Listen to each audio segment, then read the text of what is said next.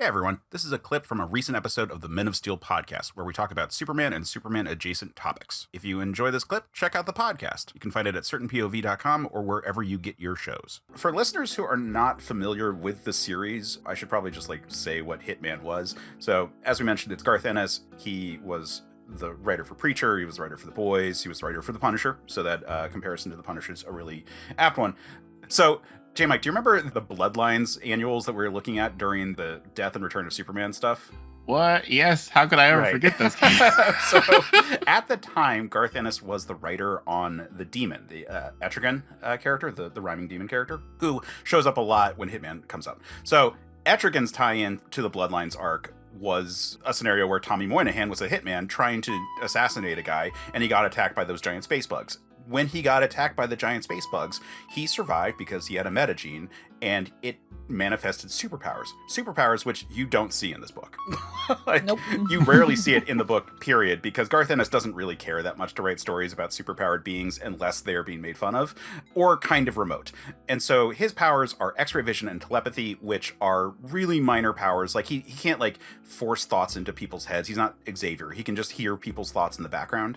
But it's really useful for him to, know when someone is coming to kill him because he's an assassin, or being able to spot a person through a wall.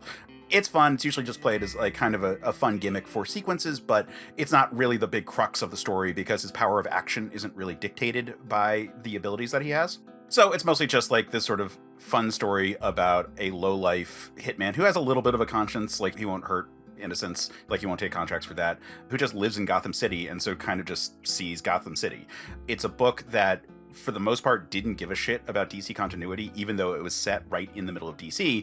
And so they had lots of tie-ins to events that really were excuses to do totally different kind of books. So the Final Night story where the sun went out and everything was freezing over, that issue is all of them thinking that they're going to die. So they're at a bar all hanging out, Tommy and his other hitman friends, just drinking and swapping stories about times that they almost died. And that's the entire book. And then when they come out, it's the heroes save the day. Great.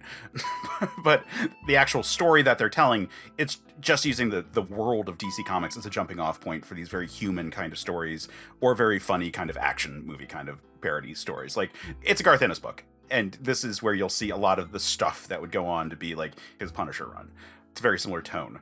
But the character is a relatively amoral hitman who is okay with just killing anyone who he's being paid to kill, as long as it's not someone who he clearly thinks is a bad person. But they live in this world, they talk about this world.